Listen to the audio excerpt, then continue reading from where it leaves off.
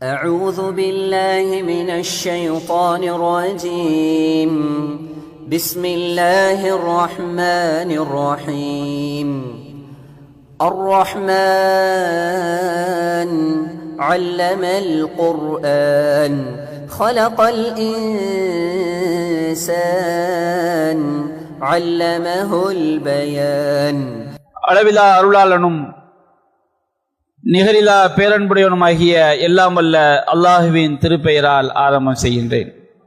அன்பிற்குரிய பெரியோர்களே, சகோதரர்களே, நபிகள் நாயகம் ஸல்லல்லாஹு அலைஹி வஸல்லம் அவர்கள் கூறுகின்றார்கள், சஹீஹுல் புகாரியிலே 3336வது நபி மொழியாக பதிவு செய்யப்பட்டிருக்கிறது. அல்லாஹ்வின் தூதர் கூறுகின்றார்கள், அல் அர்வாஹு ஜுனூதும் முஜன்னதா, உயிரினங்கள் பலதரப்பட்ட கூட்டங்களாக இருக்கின்றன. எந்த ஒரு ஜீவராசிகளை எடுத்துக்கொண்டாலும் அவை பல்வேறுபட்ட இனங்களாக பல்வேறுபட்ட கூட்டங்களாக அவை இருக்கின்றன. ஃபமா தஆரஃப மின்ஹா இர்தலஃப், அந்த உயிர்களில் ஒன்றை ஒன்று நல்லதாக அறிந்து கொள்ளக்கூடியவை, ஒன்றோடொன்று ஒன்றுபடக்கூடியவை, அவை ஒருங்கிணைந்து வாழ்கின்றன.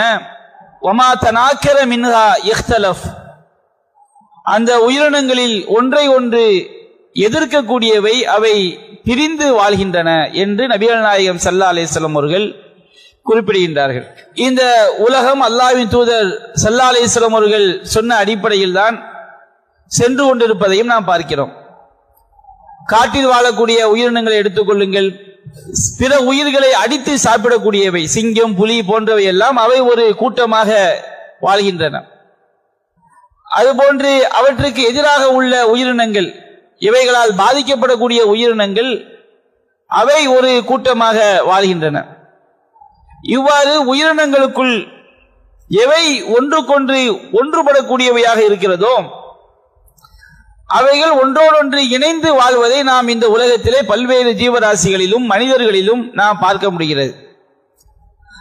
அல்லாஹ் ரப்பல் ஆலமீன் மனிதர்களாகிய நம்மை பல்வேறு குணம் உடையவர்களாக அல்லாஹ் படைத்திருக்கின்றான்.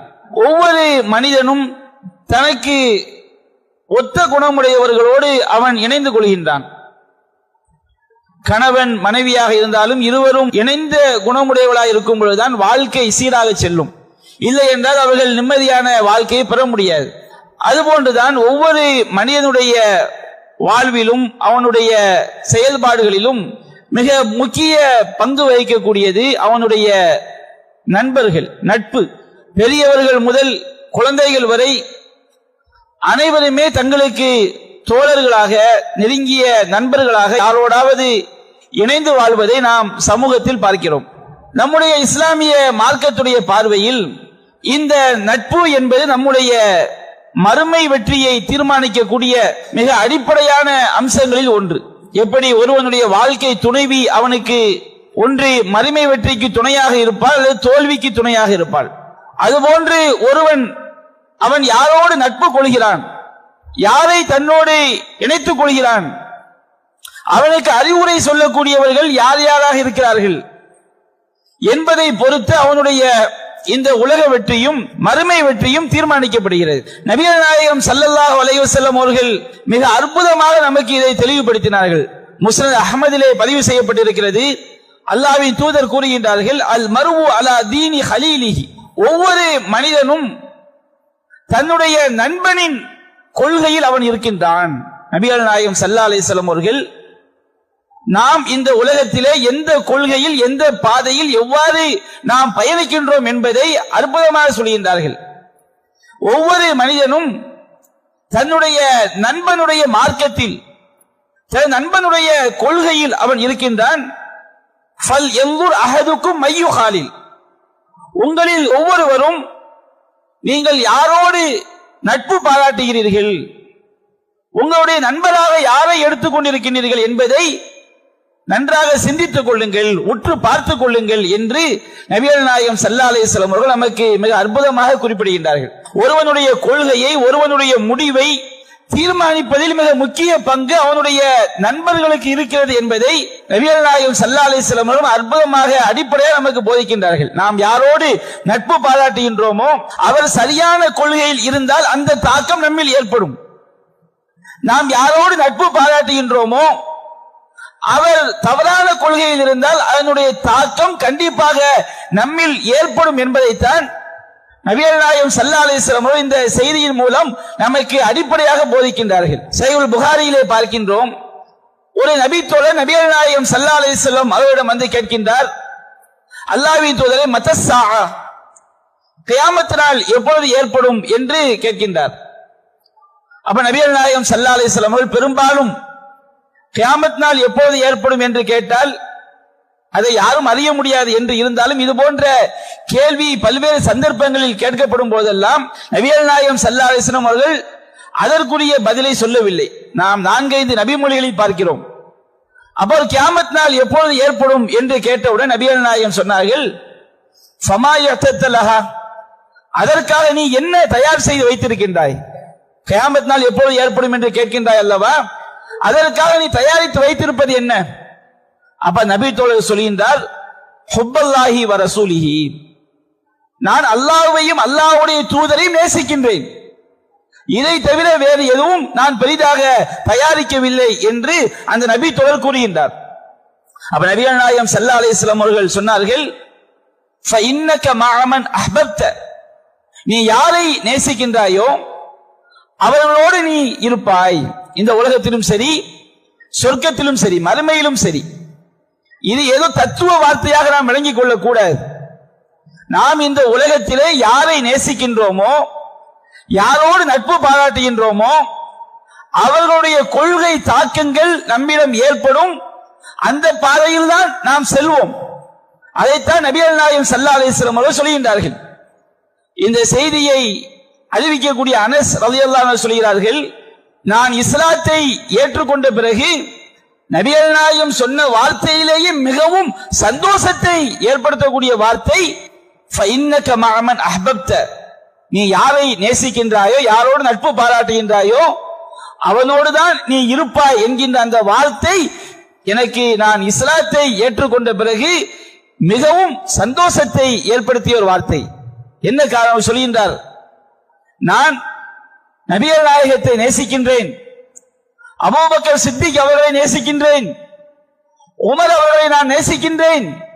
ஃபஅர்ஜு அன் அகூன மஅஹும் ஃபஇல்லம் அமல் மிஸ்ல அமாலிஹிம், அவர்களுடைய நல்லறங்களை போன்று நல்லறங்களை நான் செய்யாவிட்டாலும் நான் மறுமையில் அவர்களோடு இருக்க வேண்டும் என்று நான் ஆசைப்படுகின்றேன் என்று அனஸ் ரலியல்லாஹு அன்ஹு அவர்கள் அல்லாஹ்வின் தூதர் சொல்லக்கூடிய இந்த வார்த்தையை குறிப்பிட்டு அவர்கள் கூறுகின்றார்கள். நாம் நேசிக்கக்கூடியவர்கள் நம்முடைய மறுமை வாழ்க்கையில் அவர்கள் தாக்கம் செலுத்தக்கூடியவர்கள், நம்முடைய மறுமை வெற்றியை தீர்மானிக்கக்கூடியவர் என்பதை நாம் ஒவ்வொருவரும் சிந்திக்க கடமைப்பட்டிருக்கின்றோம். நபிகள் நாயகம் ஸல்லல்லாஹு அலைஹி வஸல்லம் அவர்களிடம் ஒரு நபி தோழர் கேட்கின்றார், யா ரசூலல்லாஹ், கைஃப தரா ஃபீ ரஜுலின் அஹப்ப கௌமன் வலம்மா யல்ஹக் பிஹிம், ஒரு மனிதனை பற்றி நீங்கள் என்ன கருதுகிறீர்கள்? ஒரு கூட்டத்தாரை நேசிக்கிறான், அவங்களை அவன் சந்திக்கல என்றாலும் அவரை நேசிக்கிறான், அவர்களோடு பழக வேண்டும் என்று நினைக்கிறான், அவர்களை போன்ற வாழ்க்கையை வாழ வேண்டும் என்று ஆசைப்படுகின்றான். இந்த மனிதனை பற்றி நீங்கள் என்ன கருதுகிறீர்கள்? அப்பொழுது நபிகள் நாயகம் ஸல்லல்லாஹு அலைஹி வஸல்லம் அவர்கள் சொன்னார்கள், அல் மர்வு மஅமன் அஹப்ப, ஒவ்வொரு மனிதனும் அவன் யாரை நேசிக்கின்றானோ அவர்களோடு இருப்பான் என்று நபிகள் நாயகம் ஸல்லல்லாஹு அலைஹி வஸல்லம் அவர்கள் குறிப்பிடுகின்றார்கள். அன்பிற்குரிய சகோதரர்களே, இந்த நபி மொழிகளை நாம் நன்றாக சிந்திக்க கடமைப்பட்டிருக்கின்றோம். நம்மை இந்த உலகத்தில் சரியான பாதையில் கொண்டு செல்லக்கூடியவர்கள், கொண்டு செல்லக்கூடிய அம்சங்களில் மிக முக்கியமான அம்சமாக நம்முடைய நட்பு வட்டாரம் இருக்கிறது. நாம் யாரை நேசிக்கின்றோமோ அவர்கள் திகழ்கின்றார்கள். இன்றைய உலகத்தில் பாருங்கள், பல்வேறு இஸ்லாமிய இளைஞர்கள் மார்க்கத்திற்கு எதிராக செல்வதற்கு காரணம் அவர்கள் நேசிக்கக்கூடியவர்கள் அடிப்படையாக இருக்கிறார்கள். சினிமா நடிகர்களை நேசிக்கின்றான், அதனுடைய தாக்கம் தான் அவனுடைய வாழ்க்கையில் எதிரொலிப்பதை பார்க்கிறோம். அந்த நடிகன் எவ்வாறு செயல்படுகிறானோ அவ்வாறு தன்னுடைய செயல்களை அமைத்துக் கொள்வது, அந்த நடிகனுடைய கட்டவுட்டுக்கு பாலாபிஷேகம் செய்வது, அவனை போன்று தன்னுடைய செயல்பாடுகளை அமைத்துக் கொள்வது, இது போன்ற காரியங்களை பார்க்கிறோம். சில அரசியல்வாதிகளை நேசிக்கின்றார்கள். முஸ்லிம் அறிஞர்களை பாருங்க, இஸ்லாம் மொழிவெறிக்கு எதிரானது, இஸ்லாம் இனவெறிக்கு எதிரானது, இஸ்லாம் யாராக எதிரியாக இருந்தாலும் நீதியை பேசக்கூடியது. இன்னைக்கு இஸ்லாமிய இளைஞர்கள்ல கணிசமான பேர் தமிழ் மொழி என்ற வெறிக்கு உட்பட்டிருப்பதை பார்க்கிறோம். அதுபோன்ற பேச்சுக்களை அமைத்துக் கொள்வது, தமிழ் மொழியை போல் வர முடியுமா என்று கேட்பது, ஒரு மொழியை நேசிப்பது தவறல்ல, ஒரு மொழியினால் பெருமை பாராட்டுவது என்பது அது குஃபுர், அது இஸ்லாத்துக்கு எதிரானது. அல்லாஹ் தான் எல்லா மொழிகளையும் படைத்திருக்கின்றான். மொழியினால் பேதமை பாராட்டுவது என்பவன் ஒரு முஸ்லிமாக இருக்க முடியாது. அப்ப அந்த மொழியை அடிப்படையாக வைத்து அந்த பேதங்கள் ஏற்படுகிறது, இனத்தால் பேதங்கள் ஏற்படுகிறது, மாநிலத்தால் பிரிவுகள் ஏற்படுகிறது, பிளவுகள் ஏற்படுகிறது. இதெல்லாம் என்ன காரணம்? அவன் நேசிக்கக்கூடிய தலைவர்கள் அவ்வாறு இருந்தால் அதனுடைய தாக்கம் அவ்வாறு தான் இருக்கும். ஒவ்வொரு மனிதனும் அவன் யாரை நேசிக்கிறானோ, யாரை விரும்புகிறானோ, யாரோ நட்பு பாராட்டுகிறானோ, அந்த கொள்கை தான் அவனுடைய வாழ்க்கையை தீர்மானிக்கும். இன்றைய இளைஞர்களை எடுத்துக்கொள்ளுங்கள். ஒரு காலத்திலே மார்க்க அடிப்படையில் மார்க்கத்துக்கு எதிரான அனாச்சாரமான ஷிர்கான பிதஅத்தான காரியங்களை செய்து பல்வேறு திருமணங்களை நடத்தினார்கள். திருமணத்தில் மாலை போடுவாங்க, திருமணத்தில் கூட்டுத்துவா ஓதுவார்கள், திருமணத்தில் எண்ணற்ற அனாச்சாரங்களை செய்வார்கள். இன்றைக்கு அந்த அனாச்சாரங்களோடு சேர்ந்து நாகரிக போர்வையும் கலந்திருப்பதை பார்க்கிறோம். முஸ்லிம் மணமகன் நடத்துறதுன்னு டான்ஸ் ஆடுறான். முஸ்லிம் ஊர்கள்ல ஏன் படி டான்ஸ் ஆடுற? இதான் ஃபேஷன், இதான் நாகரிகம். முஸ்லிம் மணமகளை பர்தா இல்லாமல் அழைத்து வந்து மணமகனோடு நிற்க வைத்து எல்லோரும் அந்த மணமக்களை கண்டு கழிக்கிறார்கள். அலங்காரத்தை யாருக்கு காட்ட வேண்டுமோ அவர்களுக்கு அல்லாமல் அந்நியர்களுக்கெல்லாம் ஒரு பெண்ணுடைய அலங்காரம் காட்டப்படுகிறது. காலமெல்லாம் பர்தாவை மூடக்கூடிய பெண் திருமணத்தன்று அனைவருடைய கண்களுக்கும் விருந்தாக்கப்படுகிறாள். ஏன் இந்த மாதிரிலாம் பண்றீங்க? எதற்காக இந்த அனாச்சாரம்? ஏன் மார்க்க வரம்புகள் ஏன் மீறப்படுகிறது? இது ஃபேஷன், இது நாகரிகம். இன்றைய காலத்தில் இப்படித்தான் இருக்கணும். ஆண்களும் பெண்களும் கலந்து கூத்தாட வேண்டும், கூத்தடிக்க வேண்டும். அதை சாதாரணமாக செய்தால் சமூக சீர்கேடு, கல்யாணத்திலே செய்தால் எல்லோரும் ஒட்டோடு உரசிக் கொள்ளலாம், மார்க்க வரம்புகளை மீறிக் கொள்ளலாம். இப்படியெல்லாம் பல்வேறு அனாச்சாரங்கள் நாகரிகம் என்ற பெயரிலே சமூகத்தை சீரழிப்பதற்கு, நரகத்தின் பாதைக்கு கொண்டு செல்வதற்கு என்ன காரணம்? அதற்கும் ஒரு வகையில் நட்பு காரணமாக இருப்பதை பார்க்கிறோம். எத்தனையோ தௌஹீத்வாதிகள் தன்னுடைய மகன்களுக்கு மார்க்க அடிப்படையில் திருமணம் நடத்த வேண்டும் என்று தகப்பன் ஆசைப்படுகிறான், பிள்ளை எதிராக இருக்கிறான். என்ன காரணம்? பிள்ளை சொல்றான், வாப்பா என் நாகரிகம், என் நண்பர்கள் எல்லாம் நான் இப்படி நடந்தால்தான் வருவார்கள், என் நண்பர்கள் எளிமையான திருமணத்தை விரும்ப மாட்டார்கள், என் நண்பர்கள் நபி வழி நடப்பதை விரும்ப மாட்டார்கள், அவர்களுக்கு கூத்தடிக்க வேண்டும், சினிமா பாட்டுகளை ஒழிக்க விட்டு டான்ஸ் ஆட வேண்டும். இப்படியெல்லாம் நடந்து கொண்டால்தான் அது ஃபேஷன், நாகரிகம். இப்படி நடந்தால்தான் அது திருமணமாக இருக்கும் என்று ஒரு காலத்திலே பிள்ளைகள் நபி வழி நடப்பதற்கு தகப்பனோடு சண்டை போட்டார்கள். இன்னைக்கு கொஞ்சம் எப்படி மாறுது? தகப்பனாரே பொறுக்க முடியாம பிள்ளை சண்டை போடக்கூடிய செய்த நபி வழி கிடையாதுடா, பிள்ளை கேட்க மாட்டேங்கான். அது என்ன காரணம்? அவன் நட்பு வட்டாரம், அவன் சேரக்கூடிய சூழல், அவன் வளர்த்தெடுக்கப்படக்கூடிய வாழ்க்கை முறை. அன்பிற்குரிய சகோதரர்களே, நபிகள் நாயகம் ஸல்லல்லாஹு அலைஹி வஸல்லம் அற்புதமாக சொல்லி காட்டினார்கள். மஸலுல் ஜலீஸி ஸாலிஹ் வ மஸலுல் ஜலீஸி ஸூ, நல்ல நண்பனுக்கும் கெட்ட நண்பனுக்கும் உடைய உதாரணத்தை சொல்லி காட்டுறாங்க. நம்முடைய நட்பு வாழ்க்கையில் எப்படிப்பட்ட தாக்கத்தை ஏற்படுத்தும் என்பதை குறிப்பிடுகின்றார்கள். நல்ல நண்பனுக்கு உதாரணம் யார் தெரியுமா? கமஸலி சாஹிபில் மிஸ்க், கஸ்தூரி விற்கக்கூடியவனுடைய உதாரணத்தை போன்றவன். கெட்ட நண்பனுக்கு உதாரணம் என்ன தெரியுமா? கமஸலி கீரில் ஹத்தாத், கொல்லனுடைய ஆசாரியுடைய உலையை போன்றவன், தீய நண்பன்.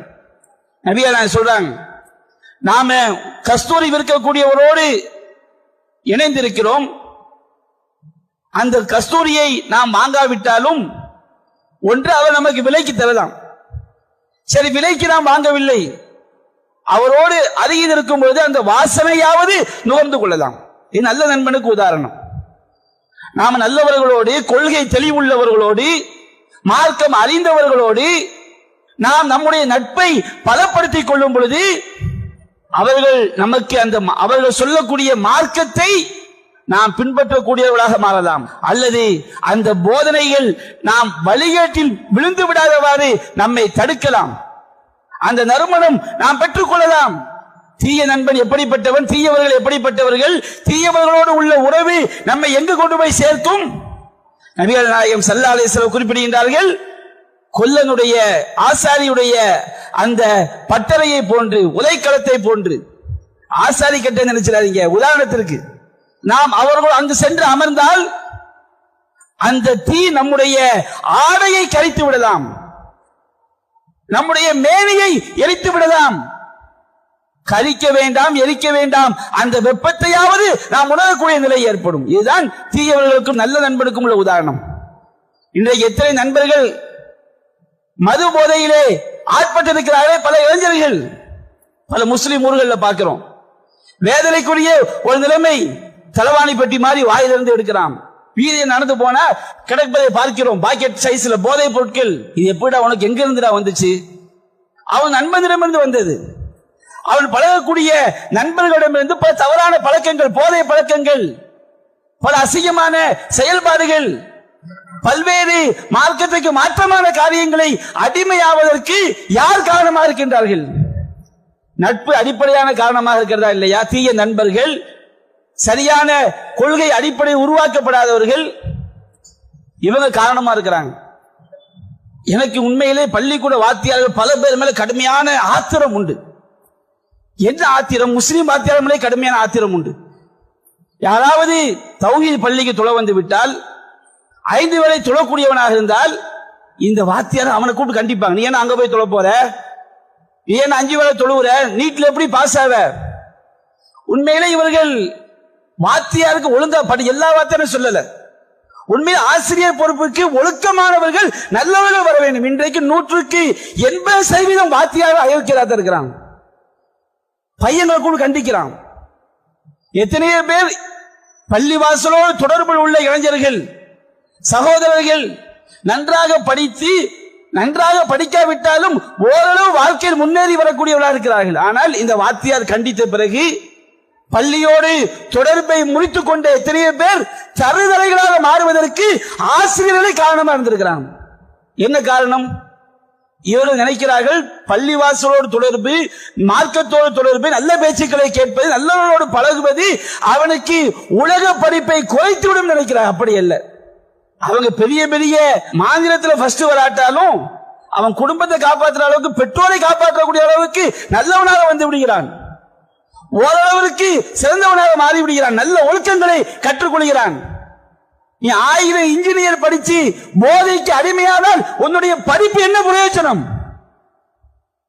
நீ பல லட்சங்கள் சம்பாதித்து உன்னுடைய தாய் தகப்பனை காப்பாற்றாவிட்டால் நீ படித்த படிப்பு என்ன புண்ணியம்? நீ இளைஞருடைய நிலைமை அப்படித்தாங்க இருக்குது. பெற்ற தகப்பனை கவனிக்காத இளைஞர்கள் எத்தனை, மகன்கள் எத்தனை, மார்க்கத்துக்கு மாற்றமாக வாழ்க்கையை தொலைத்து விட்ட இளைஞர்கள் எத்தனை. இதற்கெல்லாம் என்ன காரணம்? நட்புதான் அடிப்படையான காரணமாக இருப்பதை பார்க்கிறோம். அன்பிற்குரிய சகோதரர்களே, அல்லாஹ் ரப்பல் ஆலமீன் கூறுகின்றான், மறுமை நாள்ல இந்த தீய நட்பு நம்மை எங்கே கொண்டு போய் சேர்க்கும்? சூரத்துல் ஃபுர்கான் என்ற அத்தியாயத்திலே அல்லாஹ் கூறுகின்றான், யௌம யஅல்லுல் ஸாலிமு அலா யதைஹி, மறுமை நாளில் அநியாயக்காரன் தன்னுடைய கைகளை, விரல்களை கடித்துக் கொண்டிருப்பான். அவன் கதறுவான், யா லைத்தனி இத்தஹத்து மஅ ரசூலி சபீலா, எனக்கு ஏற்பட்ட நான் இறை தூதரோடு என்னுடைய வாழ்க்கையை நான் அமைத்திருக்க வேண்டுமே. இது இளைஞர்களுக்கு மட்டும் நான் சொல்கிறேன் என நீங்கள் நினைத்துக் கொள்ளக் கூடாது. பெரியவர்கள் இருந்து எல்லோருமே நட்பு வட்டாரங்களில் தான் இருக்கிறோம். எல்லோருக்கும் உரியதுதான். பாவி சொல்லுவான், இறை தூதரோடு என்னுடைய வாழ்க்கையை, என்னுடைய தொடர்பை நான் அமைத்திருக்க வேண்டுமே.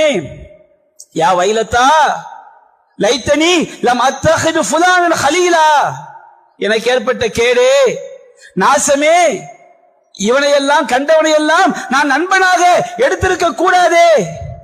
லகத் அலல்லனி அனி ذிக்ரி பஅத இத் ஜாஅனி, என்னிடம் இந்த அறிவுரை வேதம் வந்த பிறகு என்னை அந்த வேதத்தை விட்டும் வழிகெடுத்து விட்டானே என்று மறுமை நாளில் நண்பர்களால் வழிகெடுக்கப்பட்டவன் கதறுவான் என்று அல்லாஹ் ரப்பல் ஆலமீன் நமக்கு எச்சரிக்கை செய்கிறான். நாம் எத்தகைய நட்பை மேற்கொள்கிறோம் என்பதை சிந்தித்து பார்க்க வேண்டும். 6வது அத்தியாயம் 68வது வசனத்தில் அல்லாஹ் கூறுகின்றான், ஒவ்வொரு மனிதனுக்கும் அல்லாஹ் கூறுகின்றான், நபிகள் நாயகத்தை பார்த்து அல்லாஹ் சொல்கின்றான், வைதா ராய்தல்லதீன யஹூதுன ஃபீ ஆயாத்தினா, நபியே நம்முடைய வசனங்களில் விதண்டாவாதம் செய்யக்கூடியவர்கள், நம்முடைய வசனங்களை மறுக்கக்கூடியவர்கள், நம்முடைய வசனங்களை கேலி பொருளாக எடுத்துக்கொள்ளக்கூடியவர்களை கண்டால் ஃபாரில் அணுகும், அவர்களை புறக்கணித்து ஒதுங்கி விடுங்கள். ஒவ்வொரு நண்பன் அப்படித்தான் பார்க்கணும். நீங்க வாத்தியார் நேசிக்கிறீங்களா? வாத்தியார் மார்க்கத்துக்கு எதிராக இருந்தால் அவருடைய போதனைகள் உங்கள் உள்ளங்களை சென்றடைந்து விடாத அளவிற்கு நீங்கள் நடந்து கொள்ள வேண்டும். உங்களுடைய நண்பர்கள், நீங்கள் பழகக்கூடிய ஊர்வாசிகள் நம்முடைய மார்க்கத்துக்கு எதிரானவர்களாக இருந்தால் நீங்கள் அவர்களை புறக்கணித்தால் நீங்கள் மறுமையில் நம்மை நாம் பாதுகாத்துக் கொள்ளலாம். ஃபாரில் அணுகும் ஹத்தா யஹூது ஃபீ ஹதீஸின் கைரி, அவர்கள் வேறு பேச்சுக்களிலே வேறு காரியங்களிலே ஈடுபடும் வரை நீங்கள் மார்க்கத்துக்கு மாற்றமான விஷயங்களில் அவர்களோடு நீங்கள் இருக்காதீர்கள். அல்லாஹ் சொல்கிறான், மார்க்கத்துக்கு மாற்றமான திருமணங்களா, சினிமா படங்களா, காட்சிகளா, பொதுக்கூட்டங்களா, நீங்க அந்த மாதிரி ஆட்களோடு நீங்கள் இருக்காதீர்கள், புறக்கணித்து விடுங்கள். அவங்க மார்க்கத்துக்கு உட்பட்ட காரியங்களை, பேச்சுக்களை பேசுகின்ற வரை. வைம்மா யுன்சி என்னக்க ஷைத்தான், ஷைத்தான் மறக்கடிச்சு வழிகேட்டில் போய் நீ அவங்களோட தீமையான காரியம் கலந்து கொண்டீர்களா, ஃபலா தக்உது பஅத ذிக்ரா, உங்களுக்கு அறிவுரை சொல்லப்பட்ட பிறகு, உங்களுக்கு நினைவூட்டப்பட்ட பிறகு அது போன்ற பாவிகளோடு, தீயவர்களோடு நீங்கள் அமர்ந்து விடாதீர்கள் என்று அல்லாஹ் ரப்பல் ஆலமீன் நமக்கு எச்சரிக்கை செய்யணும். ஃபலா தக்உது பஅத ذிக்ரா மஅல் கௌமில் ஸாலிமீன், அநியாயக்கார கூட்டத்தோடு உங்களுக்கு அறிவுரை சொல்லப்பட்ட பிறகு நீங்கள் சேர்ந்து அமர்ந்து விடாதீர்கள். ஒரு காலத்தில் நம்ம நேற்று வரைக்கும் தீயவர்களோடு பழக்கம் இருந்திருக்கலாம். தீயவர்களோடு பழக்கம் நம்மை தீமையில் கொண்டு போய் தான் சேர்க்கும் என்று அல்லாஹ் எச்சரிக்கின்றான்.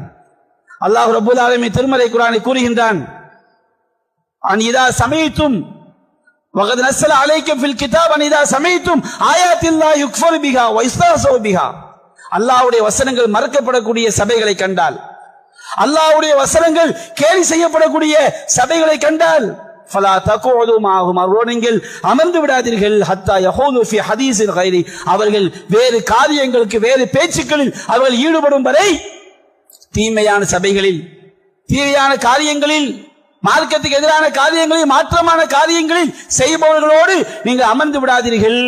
அப்படி அமர்ந்தால் என்ன? ஒரு டான்ஸ் நடக்குது, ஒரு மார்க்கத்துக்கு மாற்றமான அனாச்சாரத்தோடு கூடிய திருமணம் நடக்கிறது, ஆண்களும் பெண்களும் கலந்து மொத்தமாக கூத்தடிக்கிறார்கள்.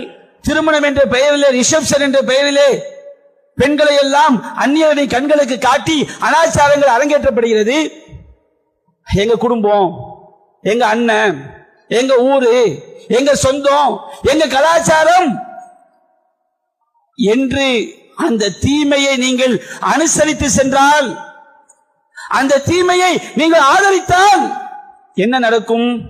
அல்லாஹ் சொல்கின்றான், ஃபஇன்னக இதம் மிஸ்லுஹும், நீங்களும் அந்த பாவிகளை போன்றவர்கள் தான். நான் தப்பு செய்யலையே, நான் எந்த பாவத்தை பங்கெடுக்கவில்லையே, நான் எந்த தீமையை செய்யவில்லை, அவன் செய்தான், நான் பார்த்து கொண்டிருந்தேன். பார்த்து கொண்டிருந்தாய் அல்லவா, நீனும் அவர்களை போன்றவன் தான். தீமையை தடுப்பதென்றால் அந்த சபையில் நீ இருக்கக்கூடாது.